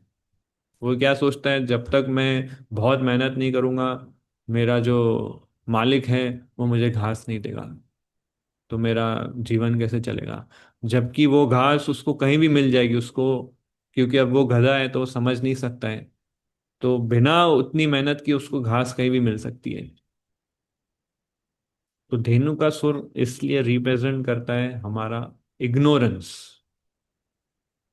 तो ये अनर्था बलराम जी हमारा दूर कर सकते हैं, क्योंकि बलराम जी ने ही धेनु का सुर का वध किया था। राइट। तो इसलिए इसलिए जो असुर बलराम जी ने मारे थे, उसके जो रिप्रेजेंटेटिव अनर्था है वही अनर्था बलराम जी दूर करेंगे। कृष्णा ने असुर जो मारे थे वो उसके अनर्था कृष्णा दूर करेंगे। बलराम जी ने जो अनर्था और असुर को मारे थे वो अनर्था बलराम जी दूर करेंगे। तो इसलिए बलराम जी ने कौन से असुरों को मारा और वो असुर कौन से अनर्था को रिप्रेजेंट करता है, वो हमें पता होना चाहिए। और वो अनर्था को दूर करने के लिए बलराम जी से हमें प्रे करना चाहिए, क्योंकि ये फिक्स है, वो फिक्स था ऑलरेडी कि कृष्णा इन असुरों को मारेंगे, बलराम जी इन असुरों को मारेंगे। तो धेनु का असुर रिप्रेजेंट क्या करता है? हमारी अज्ञानता, लैक ऑफ नॉलेज, या फिर ये भी बोल सकते हैं लेजीनेस। सो ये है धेनु का असुर। अब एक और असुर का वध किया था, प्रलंबासुर। तो इसका भी एक अच्छा इमेज है। प्रलंबासुर का स्टोरी किस तरह से है? अब जैसे हम जानते हैं कि कृष्णा बलराम जब फॉरेस्ट में थे तो बहुत सारे गेम्स खेलते थे। तो अ, तो इस बार उस गेम में क्या होता है कि एक बार एक फ्रेंड, कृष्णा बलराम का एक फ्रेंड उस दिन आया नहीं होता है, गाय चराने फॉरेस्ट में नहीं गया होता है। और ये जो प्रलंबासुर था वो कंस का फ्रेंड था। कंस ने प्रलंबासुर को भेजा था कृष्णा बलराम पे अटैक करने के लिए। तो प्रलंबासुर क्या, वो मायावीर था। उसको, वो किसी का भी रूप ले सकता था। तो उसको बताया गया था कि कृष्णा बलराम जो है वृंदावन में रहते हैं और इस समय पे ये जाते हैं गाय चराने जंगलों में और इस तरह से खेलते हैं। तो इसको पता चला था प्रलंबासुर को कि कौन सा फ्रेंड नहीं आया है उस दिन खेलने, है ना। ये सुनिए, स्टोरी बहुत इंटरेस्टिंग है। उसमें बहुत आपको अच्छा नॉलेज मिलेगा। तो प्रलंबासुर क्या करता है, वो उस फ्रेंड का रूप धारण कर लेता है और वो फ्रेंड वहां पर पहुंचता है। इसमें एक पिक्चर है। तो या तो ये फ्रेंड पहुंचता है। तो कृष्णा उसको देखते हैं और उसको बहुत अच्छे से स्वागत करते हैं कि तुम आ गए क्या, मुझे लगा तुम नहीं आओगे। तो वो जो एक्चुअल में होता है प्रलंबासुर, पर वो कावर्ड बॉय का फॉर्म लेता है। तो वो जो प्रलंबासुर जो होता है वो थोड़ा घबरा जाता है कि कृष्णा ने पहचान लिया क्या। और फिर कृष्णा जब बोलते हैं अरे तुम, मैं तुम्हारा ही वेट कर रहा था, तुम, मुझे लगा तुम शायद नहीं आओगे इसलिए हम निकल गए जल्दी गाय चराने, पर तुम आ गए, मुझे बहुत अच्छा लगा, चलो अभी गेम खेलते हैं, और जोर से उसको गले लगाते हैं। तो ये प्रलंबासुर सोचता है कि चलो मैं बच गया, कृष्णा को पता नहीं चला। ठीक है। और फिर प्रलंबासुर भी हंसते खेलते बात करता है और वो भी गले लगाता है। तो जब गले लगाता है तो उससे पता चलता है कि ये तो बहुत डेंजर पर्सनालिटी है, इसके साथ तो पंगा नहीं ले सकता मैं। कृष्णा को जैसे ही गले लगाया, एक्चुअली प्रलंबासुर तभी प्योरीफाई हो गया था। क्योंकि प्योरीफाई हो गया था इसलिए उसे पता चल गया था कि इससे तो अपने लड़ नहीं सकते। तो कृष्णा के जो भाई हैं बलराम जी, उसके साथ हम कुछ कर सकते हैं। तो फिर गले लगाने के बाद फिर कृष्णा बोलते चलो चलो अभी आ गए हैं हमारे फ्रेंड, अभी हम गेम खेलते हैं। हम इन्हीं का ही वेट कर रहे थे, तो गेम्स खेलते हैं। और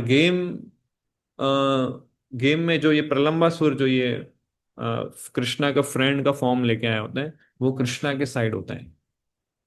तो दो टीम बनती है। एक के लीडर होते हैं कृष्णा, दूसरे के लीडर होते हैं बलराम। तो ये जो फ्रेंड है वो कृष्णा की साइड में होता है और दूसरे साइड में बलराम जी होते हैं। तो ये दोनों गेम खेलते हैं और समहाउ ऐसा उसमें नक्की करते हैं कि जो हारेगा, जो टीम हारेगी, वो टीम जीतने वाले टीम को अपने सर पे, अपने कंधे पे उठाएगी और घुमाएगी। ऐसा ऐसा डिसीजन होता है। तो ये दोनों गेम खेलते हैं और गेम में कृष्णा की टीम हार जाती है। कृष्णा की टीम हार जाती है, बलराम की टीम जीत जाती है। तो फिर अब कृष्णा के जो टीम मेंबर्स थे उनको बलराम के टीम मेंबर्स को अपने कंधे पे उठाना था। तो बहुत सारा ऐसा हुआ कि जो श्रीदाम थे, वृषभ थे, ये सब बलराम के साइड थे। और कृष्णा के, कृष्णा को इन लोग को उठाना होता है। तो कृष्णा ने श्रीदाम को उठाया था। और जो प्रलंबासुर था, जो फ्रेंड बन के आया था, उसने बलराम को उठाया था। तो इसका ये पिक्चर है। आ,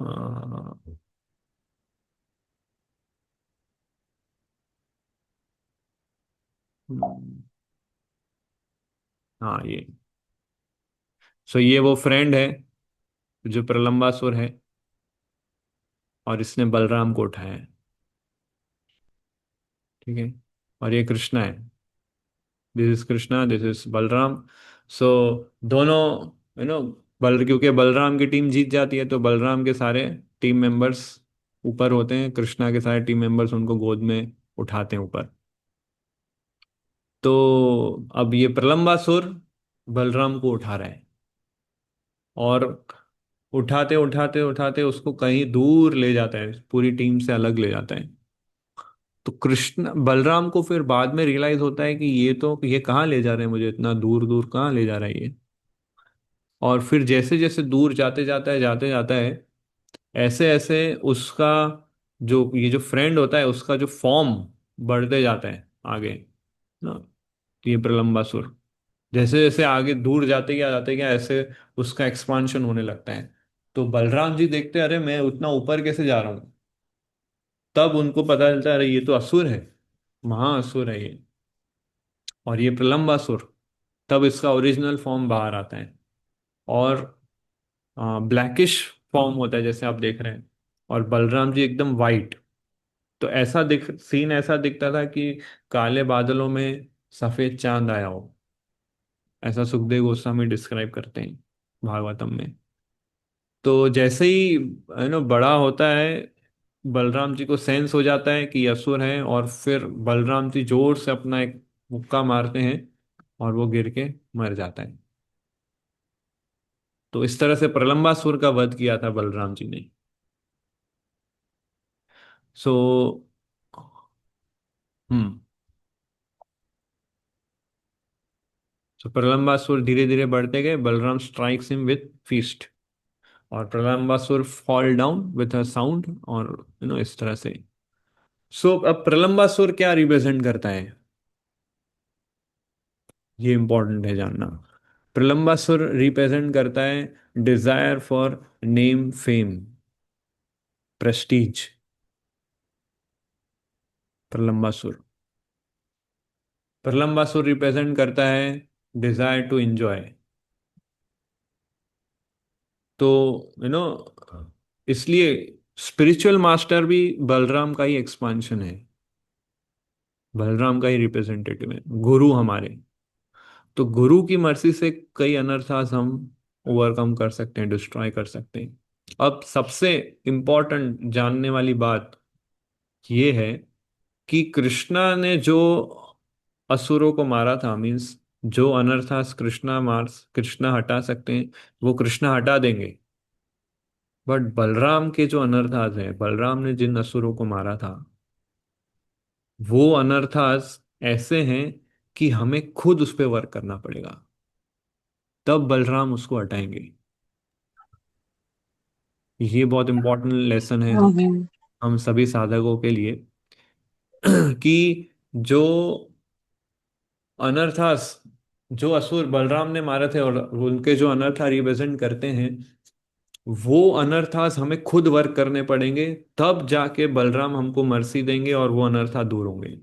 जबकि कृष्णा के द्वारा जो अनर्था हटाए जाएंगे, वो कृष्णा खुद अपने हिसाब से हमको प्रोटेक्शन देंगे। जैसे पूतना है, पूतना का वध जब कृष्णा ने किया था, पूतना रिप्रेजेंट करता है फॉल्स गुरु, ढोंगी गुरु, चीटिंग गुरु। तो चीटिंग गुरु से बचाने का काम कृष्णा का है, वो कृष्णा कर लेंगे अगर हम सिंसियरली उनको प्रे करेंगे तो।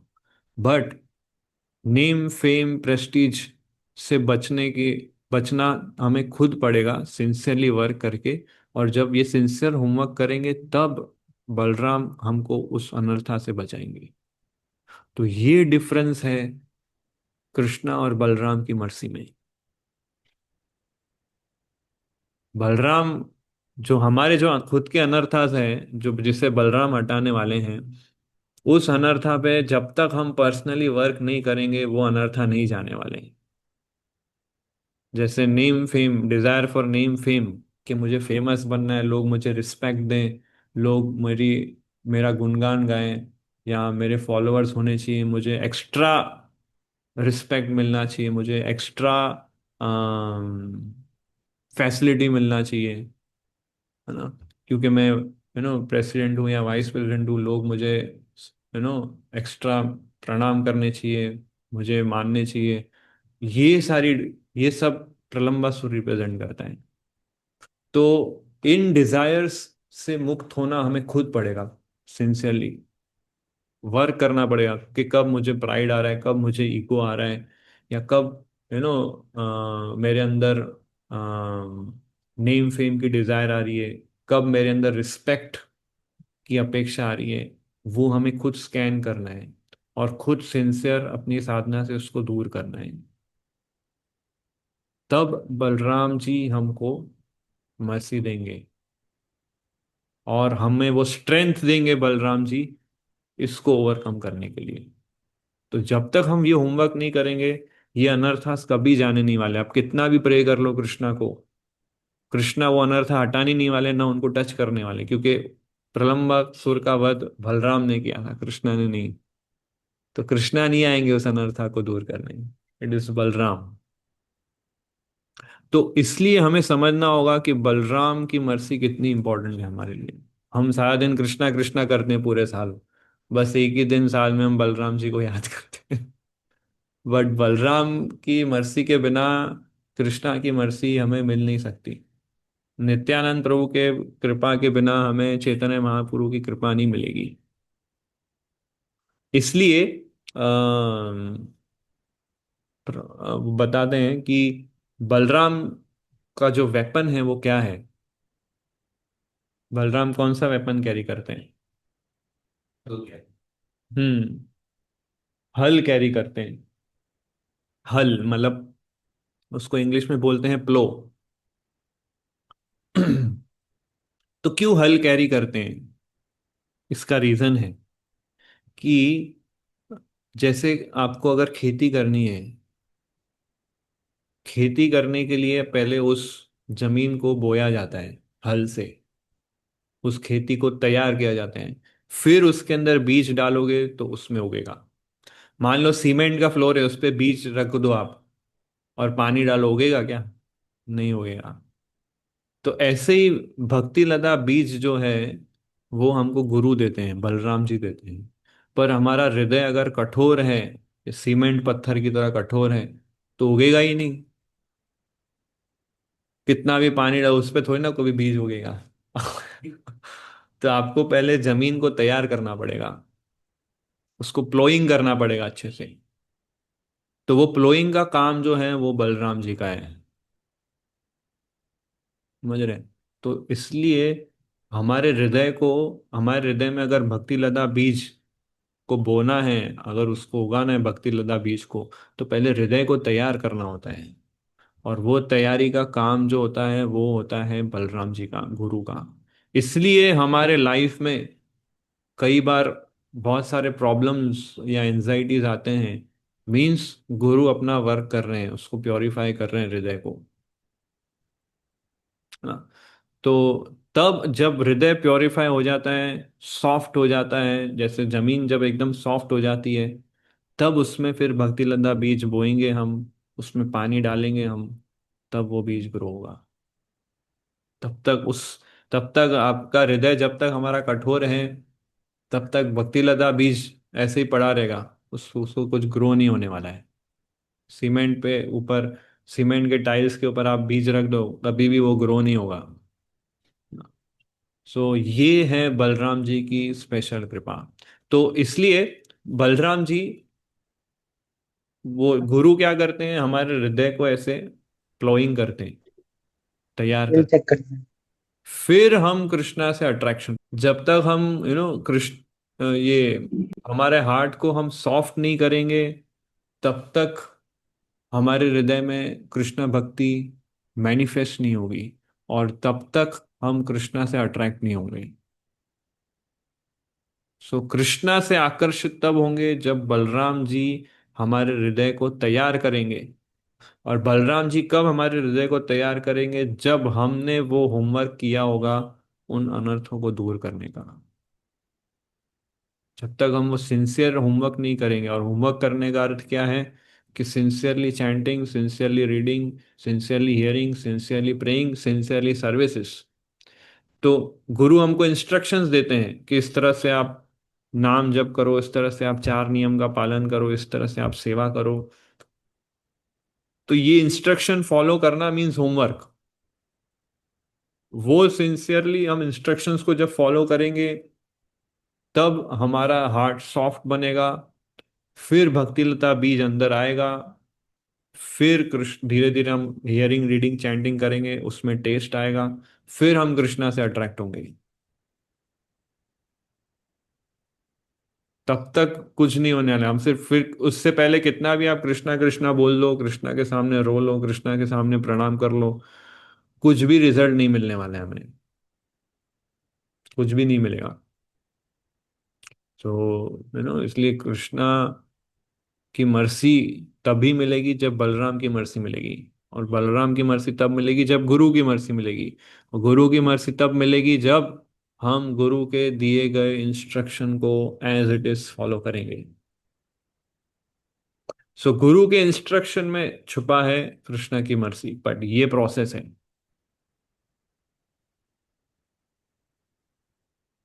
सो ऐसे धेनुकासुर का वध किया था, प्रलंबासुर का वध किया था, और इवन बलराम जी, और कई सारी पास टाइम्स है कृष्णा बुक में भी। जब कल एक्चुअली हमें इस तरह से कृष्णा बुक पढ़ना चाहिए।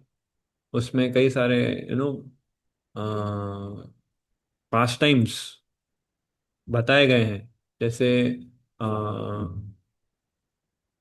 ऐसा भी एक ये पास टाइम आता है कि अ, बलराम ने ये हस्तिनापुर को यमुना में डुबा दिया था।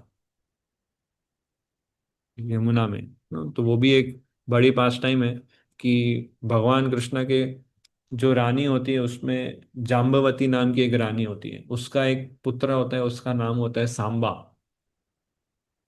सांबा क्या करता है? दुर्योधन की डॉटर होती है, उसका नाम होता है लक्ष्मणा। तो सांबा जो है लक्ष्मणा को किडनैप कर लेता है, दुर्योधन की पुत्री को, और उससे विवाह कर लेता है। विवाह करने के लिए उसको किडनैप करते हैं।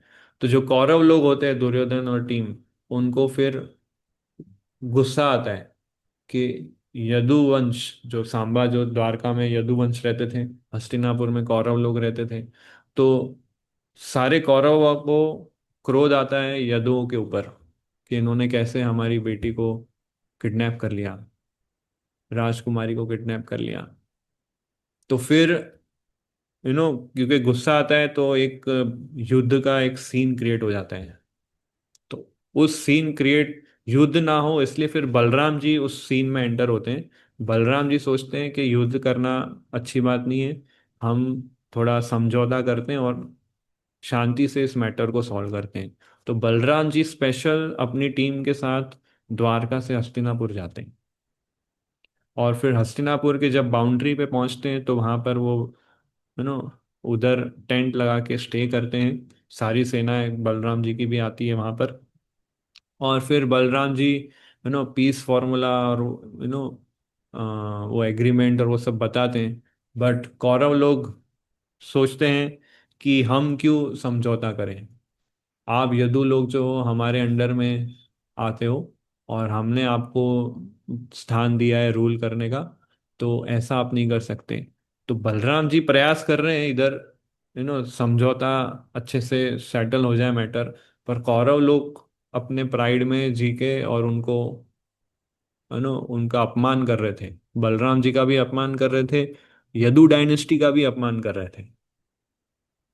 बहुत बुरी तरह से अपमान किया था। एक्चुअली कृष्णा बुक में पढ़ेंगे, बहुत अच्छा दोनों के बीच में कन्वर्सेशन होता है।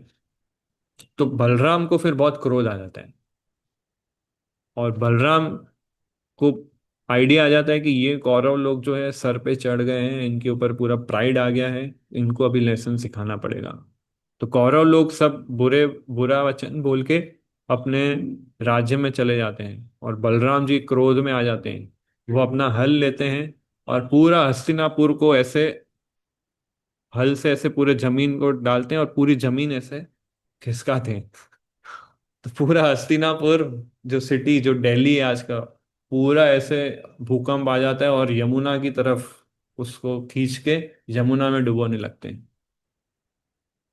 तो सारे कौरव सेना, सब लोग हिल जाते हैं और तब उनको पता चलता है कि बलराम जो है, he is also supreme personality of godhead. इनके साथ भी हम कुछ ऊपर नीचे नहीं कर सकते। फिर दुर्योधन एंड कंपनी सारी आती है, बलराम जी को पैसिफाई करती है, उनको प्रार्थना करती है, उनसे क्षमा मांगती है। तब बलराम जी फिर मानते हैं। और फिर आ, लक्ष्मणा और सांबा दोनों की शादी हो जाए उसके लिए वो फिर एग्री होते हैं। और फिर इस तरह से फिर द्वारका वापस जाते हैं। तो ये भी एक पास टाइम है, कैसे कौरवों को उन्होंने किया था। फिर बलराम की जो पत्नी थी, रेवती, उनका विवाह भी बहुत यूनिक वे से हुआ था कि सतयुग में एक राजा थे, रैवत नाम के राजा थे। उनकी बेटी थी रेवती। और सारी बेस्ट क्वालिटीज थी उनके अंदर, रेवती। तो उसके लिए कोई सूटेबल मैच मिल नहीं रहा था पूरे पृथ्वी में। ये जो रैवत राजा थे, सब जगह उन्होंने ढूंढा, कोई इसके क्वालिफाइड हस्बैंड नहीं मिल रहा था। तो चिंता में आ गए। तो उन्होंने सोचा मैं ब्रह्मा जी के पास जाता हूँ। तो ब्रह्मा लोक में गए वो। सोचिए, ब्रह्मा लोक में कुछ सेकंड्स उन्होंने बिताए। ब्रह्मा जी जब वहां पर आए तो वो देख के शॉक हो गए कि तुमने इधर कुछ सेकंड बिताए, आपको पता है पृथ्वी पे करोड़ों साल बीत चुके हैं। तो वो रेवत राजा बोले मैं क्या करूं, मेरे को तो मेरी बेटी का विवाह कराना कोई मिल नहीं रहा है, इसलिए आपसे सजेशन मांगना है किससे विवाह कराएं। तो ब्रह्मा जी बोलते हैं कि अभी, क्योंकि करोड़ों साल बीत गए, अभी पृथ्वी पे द्वापर युग आ गया है, द्वापर युग की समाप्ति है। और वहां पर बलराम जी प्रकट हुए हैं। वो तुम्हारे पुत्री के लिए आइडल हस्बैंड है, आइडल कैंडिडेट है, उनसे विवाह कराओ। तो ये ब्रह्मा जी सजेस्ट करते हैं रेवत राजा को। तो रेवत राजा फिर जाते हैं वापस पृथ्वी पे, बलराम जी से मिलते हैं। अब उसकी बेटी क्योंकि सतयुग की होती है तो बहुत ऊंचे हाइट की होती है, और बलराम जी द्वापर युग के एकदम छोटे हैं। तो बलराम जी तो एग्री हो गए होते हैं, बट उनको हाइट का प्रॉब्लम आता है कि अभी क्या करें, इसकी हाइट बहुत ज्यादा है। तो बलराम जी फिर से अपना हल लेते हैं, वो रेवती के गले में उसको लगाते हैं और उसको खींचते हैं, उसकी हाइट छोटी, उसकी हाइट छोटी हो जाती है। बलराम जितनी उस अपने हाइट की वो कर देते हैं उसको, एक अपने हल से ऐसे खींच के फिर उसके साथ शादी करते हैं। तो इस तरह से बलराम का विवाह है ना रेवती से होता है। ऐसे ही बलराम जी है ना एक असुर को मारते हैं, रोमहर्षण। क्योंकि क्योंकि जब महाभारत का युद्ध होता है, जब तब बलराम जी उस युद्ध में पार्टिसिपेट नहीं करते हैं, क्योंकि उनको शुरू से युद्ध पसंद नहीं था इतना। तो वो चले जाते हैं तीर्थ स्थानों में। तो भ्रमण करते करते नैमिषारण्य स्थान पे पहुंचते हैं, जहाँ पर सारे ऋषि मुनिगण भागवत सप्ताह, भागवत कथा करने वाले होते हैं। तो उस कथा में जो स्पीकर होते हैं रोमहर्षण होते हैं, रोमहर्षण सूत। तो वो सभी जो भी उधर जो ऋषि मुनि थे वो सब म्यूचुअली एग्री करते हैं कि ठीक है, रोमहर्षण को बिठाना चाहिए व्यास आसन पे, वो भागवत कथा हमको सुनाएंगे। तो बलराम जी जब उस असेंबली में एंटर करते हैं तो सब लोग खड़े होते हैं, बलराम जी को रिस्पेक्ट देते हैं। पर रोमहर्षण जो है वो खड़ा नहीं होता है। वो ये सोचता है मैं तो व्यास आसन पे बैठा हूं, मैं क्यों खड़ा हूं। तो बलराम, ये रोमहर्षण को पता नहीं होता है हु इज लॉर्ड बलराम। वो साधारण मानता था उनको। तो ये देख के बलराम जी को अच्छा नहीं लगा, क्योंकि एटिकेट वो फॉलो नहीं कर रहा है, एटिकेट फॉलो नहीं कर रहा है और व्यास आसन पे बैठ के भागवत कथा कर रहे हैं। तो गुरु का रोल प्ले कर रहा है वो, उसको पता नहीं है कि मैं कौन हूँ, मैं आदि गुरु हूँ। और वो मुझे नेग्लेक्ट कर रहा है, तो दिस इज नॉट गुड। तो बलराम जी क्या करते हैं, घास का एक तिनका लेते हैं, रोमहर्षण को जस्ट ऐसे टच करते हैं, वो उधर मर जाता है, वो उधर शरीर छोड़ देता है। तो सारे ऋषि मुनिगण फिर थोड़े दुखी हो जाते हैं। बलराम जी बोलते हैं ये एटिकेट फॉलो नहीं कर रहे, इसको कैसे आप व्यास आसन पे बिठा रहे हो। तो सभी ऋषि मुनि जो होते हैं वो बोलते हैं हाँ आपकी बात सही है, बट हमने इसको ब्लेसिंग दिया था कि ये भागवत कथा करेगा, इसका मृत्यु नहीं होगा, और अब हमें भागवत कथा कौन सुनाएगा। तो बलराम जी बोलते हैं आप बोलो तो मैं जिंदा कर दूं उसको।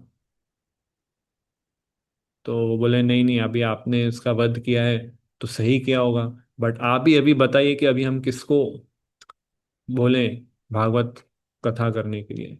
तो रोमहर्षण का पुत्र होता है, उसका नाम होता है सूत गोस्वामी। सूत गोस्वामी पिता का, ये अपने रोमहर्षण का पुत्र होता है। तो पुत्र जो होता है पिता का रिप्रेजेंटेटिव होता है, प्रतिनिधि होता है। तो उसको बिठाते हैं बलराम जी, सब म्यूचुअली एग्री करते हैं। तो सूत गोस्वामी को बिठाते हैं और फिर वो कथा करते हैं नैमिषारण्य में, जो फर्स्ट कैंटो में जो हम पढ़ते हैं वो वाली कथा है सूत गोस्वामी की। तो इस तरह से कई सारी पास टाइम है। सो मैं कुछ पिक्चर्स दिखाता हूँ आपको, मैंने कुछ बलराम जी के पिक्चर्स नो कलेक्ट किए थे। तो ये बलराम जयंती है कल। सो ये प्रलंबासुर का वध किया। ये द्विविध गोरिला है। द्विविध गोरिला मतलब जब कृष्ण, जब बलराम वृंदावन जाते हैं, अब ये भी एक स्टोरी है कि यहाँ पर बलराम जी वृंदावन जाते हैं तब की ये स्टोरी आती है कि कृष्णा, बलराम जब वृंदावन छोड़ के चले जाते हैं तो सारे ब्रजवासी कृष्णा के सेपरेशन में है ना रो रहे होते हैं। कृष्णा की स्माइल, कृष्णा की पास टाइम, कृष्णा के वर्ड्स, कृष्णा का बोलना, सारे गोपियां कृष्णा को इस तरह से मिस कर रहे थे। गोपियां ही नहीं बट कृष्णा के सारे गायें, कृष्णा के दूसरे फ्रेंड्स, पेड़, मोर, पक्षी, सब कृष्णा को अपने रसा के अकॉर्डिंग कृष्णा को मिस कर रहे थे। तो बलराम जी को पता था कि सारे ब्रजवासी सेपरेशन में, पेनफुल सिचुएशन में गुजर रहे हैं। तो वो सोचते हैं और फिर वृंदावन जाते हैं सारे ब्रजवासियों को सांत्वना देने के लिए कि कृष्णा आएंगे, डोंट वरी। तो बलराम जी जब वृंदावन में जब एंटर करते हैं तो सारे जो वृंदावन के जो बड़े लोग होते हैं बलराम जी को आशीर्वाद देते हैं। बलराम जी उनके उनको रिस्पेक्ट देते हैं, उनको प्रणाम करते हैं। सब लोग, जितने भी गोपियां लोग थी स्पेशली, बलराम जी के आसपास इकट्ठा हो जाते हैं और बलराम जी से पूछते हैं कि क्या कृष्णा मथुरा में खुश है कि नहीं। मथुरा में सब बहुत सुंदर स्त्रियां होगी, हम लोग तो इधर गांव के सिंपल विलेज गर्ल्स हैं हम, और मथुरा में तो सब यू नो सिटी सिटी है, वहाँ पे सब रानियां होंगी, वो सब कृष्णा को अट्रैक्ट करती होंगी, तो शायद कृष्णा हमको इतना याद नहीं करते होंगे। तो इस तरह से बलराम से पूछती तो क्या कृष्णा हमको याद करते हैं कि नहीं, कि हम कैसे कृष्णा को, कृष्णा के लिए फूल माला बनाते थे, कैसे कृष्णा को हम अलग अलग वैरायटीज डिशेस बना के खिलाते थे, और फिर कृष्णा हमको छोड़ के चले गए, है ना। तो वो हमें याद करते हैं कि नहीं करते हैं, ये पूछते हैं सारी गोपियां बलराम से। तो फिर नंद महाराज, यशोदा, ये भी पूछते हैं क्या कृष्णा हमको याद करते हैं कि नहीं। और इस तरह पूछते पूछते सब लोग रोने लगते हैं वृंदावन में, सारी गोपियां रोने लगती हैं। और रोते रोते फिर गोपियां ही बोलती है कि फिर हम कृष्णा, पता नहीं हमको याद करते कि नहीं, पर हम कृष्णा के बारे में क्यों बात कर रहे हैं, टॉपिक हम चेंज करते हैं, नहीं बात करना है कृष्णा के बारे में। तो वो प्रयास कर रहे हैं कृष्णा को भूलने का, भूल नहीं पा रहे हैं। हम लोग कृष्णा को याद करने का प्रयास कर रहे हैं, याद नहीं कर पा रहे हैं।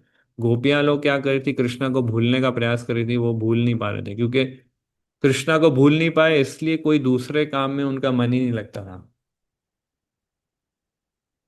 वो सोचते थे कैसे इस व्यक्ति को भूलें ताकि मैं अपने ये काम में फोकस कर सकूं, और क्योंकि घर काम सब अटक गए थे उनके।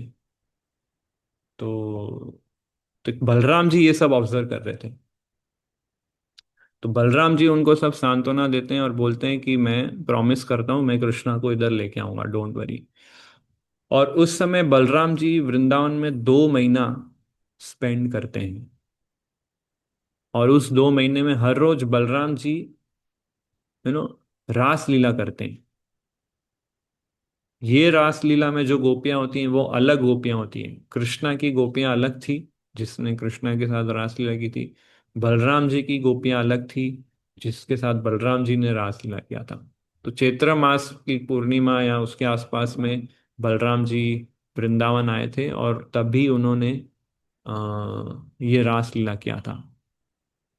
तो उस रास लीला के दौरान ये असुर आता है जिसका नाम होता है द्विविद। तो ये द्विविद जो होता है ये त्रेता युग के समय का असुर है। मतलब बंदर के फॉर्म में है। तो एक्चुअली ये रामचंद्र की जो वानर सेना थी ना उसका मेंबर था ये। पर ये एक बुरी संगति में आ जाता है, इसलिए फिर बैड एसोसिएशन की वजह से ये सारी बैड हैबिट्स और गलत कार्य में लग जाता है। तो ये जब बलराम जी रासलीला कर रहे थे तो ये द्विविद गोरिल्ला वहां पर आते हैं, और जो भी गोपियां लोग होती है उसको वो छेड़ने लगता है, उसको परेशान करने लगता है। तो सारी गोपियां परेशान रहती है। बलराम जी भी अपनी लीला, बलराम जी की लीला में ये डिस्टरबेंस क्रिएट कर रहा था। तो तब बलराम जी इसका वध करते हैं, द्विविद गोरिल्ला का। तो तब का ये ना है। तो ये धेनु का सुर का वध किया कृष्णा बलराम। हाँ ये है यमुना देवी। तो जब, जैसे मैं बता रहा था कि जब ये रासलीला कर रहे थे बलराम जी, तो इन्होंने एक ड्रिंक पिया था जिसका नाम है वारुणी। वारुणी एक ड्रिंक है जो हनी का बनता है, और वो स्पेशल ड्रिंक है जो सिर्फ गोलोक वृंदावन में मिलता है। तो ये ड्रिंक जब वारुणी ड्रिंक बलराम जी ने पिया तो उनको थोड़ा इंटॉक्सिकेशन और थोड़ा नशा आने लगा। तो वो नशे में यमुना देवी को बुलाते हैं कि आप आओ मुझे स्नान करना है। और यमुना देवी सोचती है कि ये तो नशे में है, इनका क्या सुनने का। तो वो सुनती नहीं है। बलराम जी को फिर क्रोध आता है। वो फिर से अपना हल उठाते हैं और यमुना देवी को अपनी तरफ खींचते हैं, पूरे नदी को। इसलिए बहुत सारे उधर ब्रांचेस बन गए हैं। एक जगह पर राम घाट है वृंदावन में, आप जब परिक्रमा में जाएंगे एक राम घाट है। तो वहां पर बहुत सारे छोटे छोटे ट्रिब्यूटरीज बन गई यमुना की। तो वो बलराम जी के उस हल से बनी है। फिर यमुना देवी को पता चलता है अरे ये तो बलराम जी है, मेरे से मिस्टेक हुई है, और क्षमा मांगती है, प्रार्थना करती है। तब का ये पिक्चर है। तो फिर बलराम जी फिर जाते हैं अपनी गोपियों के साथ, यमुना में स्नान करते हैं। और फिर जब बाहर आते हैं तो उनको नए fresh clothes, garland, ornaments provide करती है। तो इस तरह की ये पास टाइम है। ये हमने देखा प्रलंबासुर वाला, Krishna Balram. This is my favourite Krishna Balram ना, किस तरह से हाँ, यहाँ ये सारी। सो ये जब फॉरेस्ट में थे तो अलग अलग पक्षियों की आवाज करते थे, उनकी नकल करते थे कृष्णा बलराम अपने फ्रेंड्स के साथ। हाँ जैसे मोर की तरह नाच रहे हैं। हाँ, ये फ्रेंड्स उसकी तरह आवाज भी निकालते थे, उसकी तरह डांस भी करते थे, और उसकी तरह चलते भी थे, पूरा एक्टिंग करते थे। हाँ अब फिर से हम इस चार्ट पर आते हैं। तो इस तरह से बलराम जी वो फर्स्ट एक्सपांशन है। अब इस बलराम जी से, ये जो बलराम जी है इसमें से 4 विष्णु निकलते हैं, ये जो आप देख रहे हैं, वासुदेव, संकर्षण, प्रद्युम्न, अनिरुद्ध। ठीक है। ये 4 जो क्वाड्रुपल एक्सपांशन बोलते हैं, ये द्वारका और मथुरा में रहते हैं। देखिए गोलोक वृंदावन में बलराम जी रहते हैं। कृष्णा बलराम गोलोक वृंदावन में रहते हैं। द्वारका मथुरा में वासुदेव संकर्षण प्रद्युम्न अनिरुद्ध रहते हैं। ठीक है, ये वाला। ये इसमें जो संकर्षण है, इसमें से एक नारायण निकलते हैं वैकुंठ में। अभी हम आ गए हैं, दिस वैकुंठा। वैकुंठ में से फिर से ये चार एक्सपांशन फिर से निकलते हैं, वासुदेव संकर्षण प्रद्युम्न अनिरुद्ध।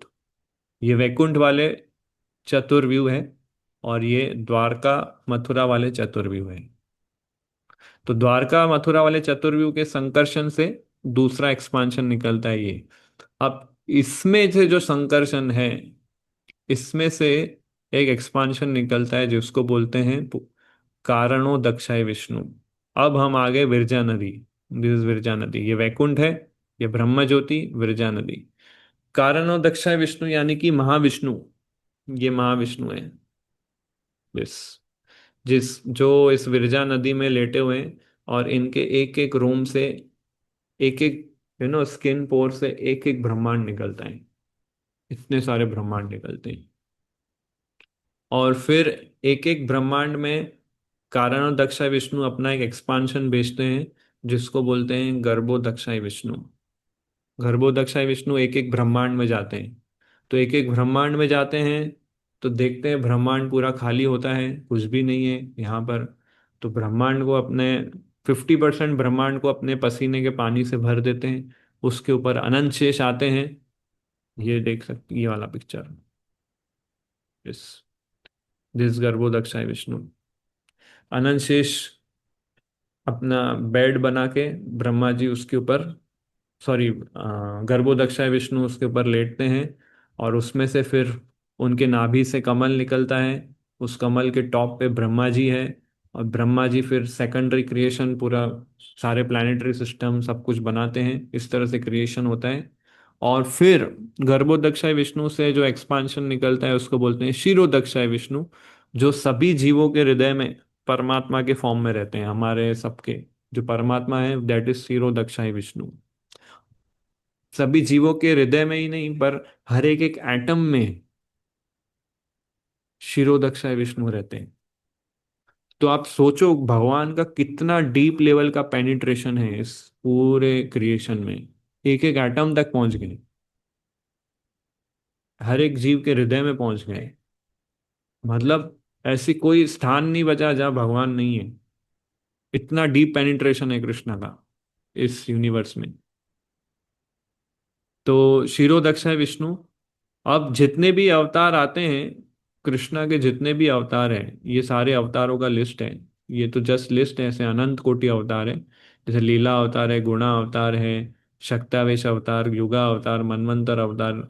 तो कैटेगरीज है अवतार की, अलग अलग 6 मेन कैटेगरीज हैं। अब ये सारी कैटेगरीज जो है बलराम जी से आती है। ये सारे अवतार इस रूट से आते हैं मटेरियल वर्ल्ड में, है ना। जैसे जैसे लीला अवतार है, गुणा अवतार है, शक्तावेश अवतार है, सारे अवतार, युगा अवतार, सब इस रूट से आते हैं मटेरियल वर्ल्ड में। मतलब बलराम जी से सारे अवतार निकलते हैं। कृष्णा से बलराम जी निकलते हैं, कृष्णा फिर अपनी लीला में निकल जाते हैं, एब्जॉर्ब हो जाते हैं। फिर कृष्णा को कुछ भी नहीं करना है, सारा कार्य बलराम जी देख लेते हैं। बलराम जी फिर सारे नरसिंह देव, वामन देव, वरा देव, कुर्मा अवतार, जितने भी अवतार आप सुनते हो, भगवान राम, बलराम जी के इस रूट से आते हैं। तो this is our Lord Balram. तो सो ये कुछ पॉइंट्स और मेडिटेशन थे बलराम जी के ऊपर। इसके अतिरिक्त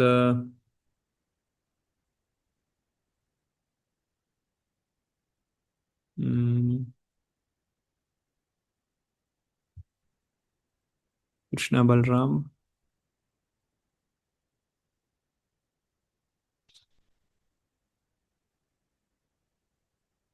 भी हो गया। यस। So that's it.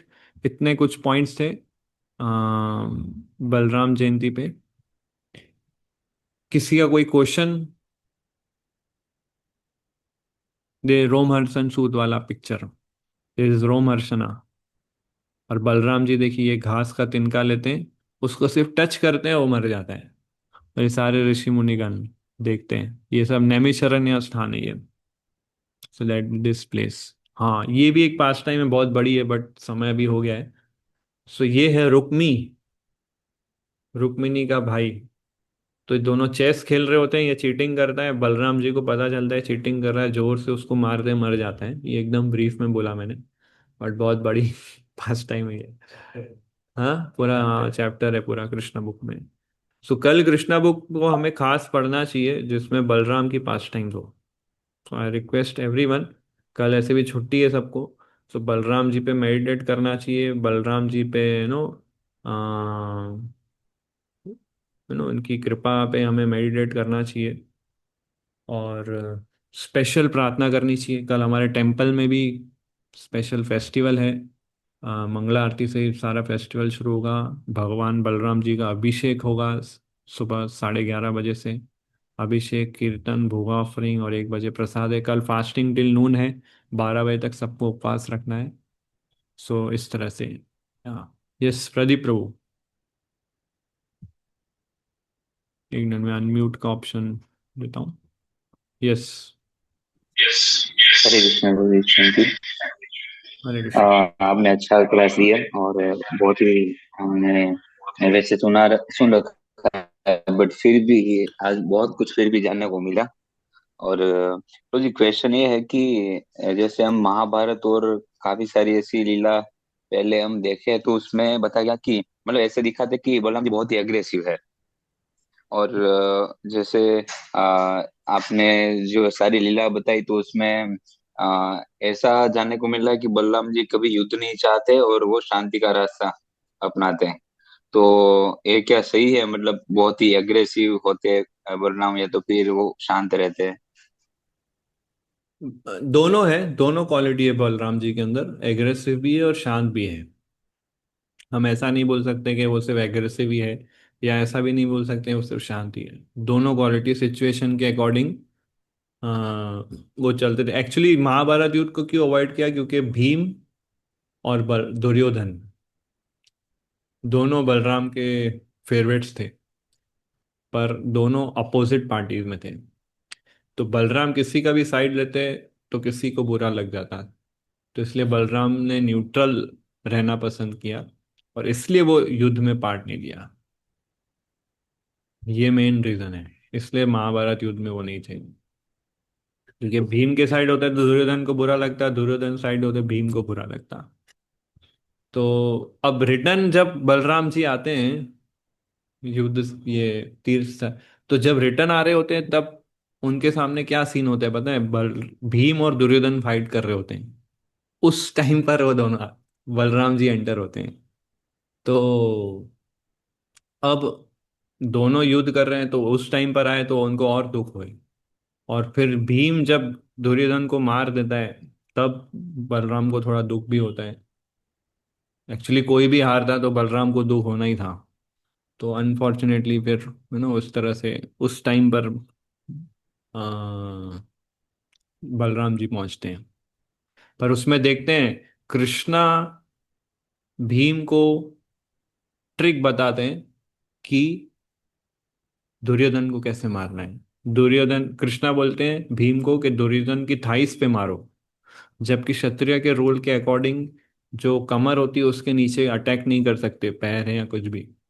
तो कृष्णा बोलते हैं कि उसके थाइस पे अटैक करो। तो भीम उसके थाइस पे अटैक करता है, फिर दुर्योधन मरता है। तो बलराम जी ये देखते हैं कि कृष्णा ऐसा बोल रहे हैं, तो बलराम जी को कृष्णा पे गुस्सा आता है कि ऐसा क्यों चीटिंग करवा रहे हैं भीम से। तो कृष्णा फिर समझाते, देखो ऐसा नहीं है, इसके पीछे बड़ा प्लानिंग है, अभी बताने का समय नहीं है, पहले युद्ध समाप्त हो जाए फिर। तो ऐसे कई बार कृष्णा और बलराम के बीच में डिफरेंसेस भी होते थे। दूसरा एक डिफरेंस जो मुझे याद आ रहा है कि अर्जुन का विवाह सुभद्रा से करना था। तो अभी बलराम जी चाहते थे कि सुभद्रा का विवाह दुर्योधन से हो, अर्जुन से नहीं। पर कृष्णा बोलते हैं अर्जुन को कि तुम सन्यासी का रूप धारण करो और सुभद्रा को किडनैप करके लेके चले जाऊं। बलराम को पता नहीं चलता है कि ये सन्यासी जो है वो अर्जुन है। अर्जुन जाते हैं, सुभद्रा को मिलते हैं, किडनैप करके चले जाते हैं। बलराम को बाद में पता चलता है। बलराम फिर जाते हैं अर्जुन को मारने, तब कृष्णा बोलते हैं रुको, मैंने प्लान बनाया था ये, मैं नहीं चाहता था, मैं चाहता था सुभद्रा का विवाह अर्जुन से हो। तब दुर्योधन और तब कृष्णा और बलराम में वहां पे भी कॉन्फ्लिक्ट होता है। तो ऐसा है कि भाई कृष्णा बलराम में कई बार कॉन्फ्लिक्ट भी हुए और पैर हमेशा साथ में रहे हैं। हालांकि बलराम कृष्णा का ही एक्सपांशन है, बट कभी कभी ओपिनियन के अगेंस्ट में जाके बलराम जी कृष्णा को सर्व करते थे, ताकि उस पास टाइम में एक एक वो एक क्लाइमेक्स बने या फिर कुछ इंटरेस्टिंग बने। तो कई बार बलराम जी वो रोल भी प्ले करते थे इस तरह से। यस, ध्रुविल प्रभु। हरे कृष्ण प्रभु। हरे कृष्ण।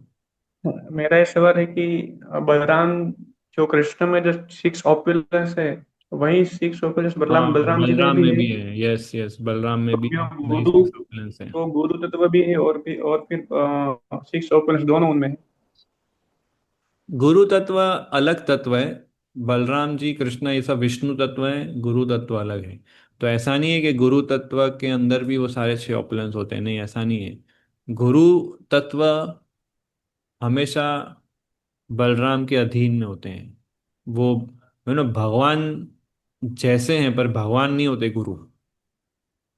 गुरु जो होते हैं भगवान जैसे होते हैं पर भगवान नहीं होते हैं, इसलिए उनको भगवान जैसा रिस्पेक्ट दिया जाता है गुरु को, पर भगवान नहीं होते हैं वो। तो इसलिए छह ऐश्वर्या तो सिर्फ कृष्णा में ही है। पर आ, गुरु जो है क्योंकि उनके शुद्ध भक्त है, तो गुरु को कृष्णा जैसा सम्मान देना चाहिए, बट कृष्णा नहीं है वो। तो बलराम जी भी के अंदर भी छह ऐश्वर्या है। पर सबसे इंपॉर्टेंट लेसन यहाँ पर क्या है, बलराम के अंदर भी सारे छह ऐश्वर्य हैं जैसे कृष्णा के अंदर है। पर छह ऐश्वर्य होने, कृष्णा के सारे छह ऐश्वर्य बलराम के अंदर होने पर भी बलराम जी सर्वेंट का रोल प्ले करते हैं। ये बड़ी बात है। छह ऑपुलेंस होने पर भी कृष्णा का सर्वेंट बनते हैं। तो बलराम के अंदर ओरिजिनल सर्वेंट वाला मूड है। जो सर्वेंट वाला मूड है वो बलराम जी से आता है। तो still he is serving Krishna in spite of having all the six opulences. Mahavishnu, Garbhodakshayi Vishnu, Kshirodakshayi Vishnu, ये सारे विष्णु ब्रह्मा ये बलराम जी से निकले। और फिर वो नित्यानंद प्रभु के रूप में आते हैं स्वयं बलराम। और नित्यानंद प्रभु के रूप में घर घर जाते हैं, सबके पैर पड़ते हैं, हाथ जोड़ते हैं, बोलते हैं आप गौरांग का नाम लो। और गौरांग का नाम लोगे तो मैं आप बिक जाऊंगा, मैं आपका सेवक बन जाऊंगा। तो इतने बलराम की ये पोजीशन, जिनके एक एक रोम से एक एक ब्रह्मांड निकलता है, वो व्यक्ति किसी इनसिग्निफिकेंट जीव के घर पे जाके उनको रिक्वेस्ट कर रहा है कि आप प्लीज गौरांग का नाम लो और मैं आपका दास बन जाऊंगा। एक्सट्रीम ह्यूमिलिटी, एक्सट्रीम हम्बल और सर्वेंट का रोल बलराम हमको सिखा रहे हैं। राइट। तो इस तरह से इसको हमें लेना चाहिए। तो गुरु तत्व अलग तत्व है और बलराम और विष्णु तत्व अलग है, इस तरह से। Okay, thank you. यस, जय प्रभु। हरे कृष्णा प्रभु। हरे प्रभु एक कृष्ण। क्वेश्चन था कि अ, हम देखते हैं जैसे ओरिजिनल कृष्ण और बलराम हमेशा वृंदावन में ही रहते हैं। तो जब हम्म। कृष्णा को द्वारका जाना था या जब मथुरा जाना था, तो उसके बाद ओरिजिनल कृष्ण और बलराम जी वो किस फॉर्म में रहे वृंदावन में? वृंदावन में दोनों इनविजिबल फॉर्म में रहे, अदृश्य रूप में।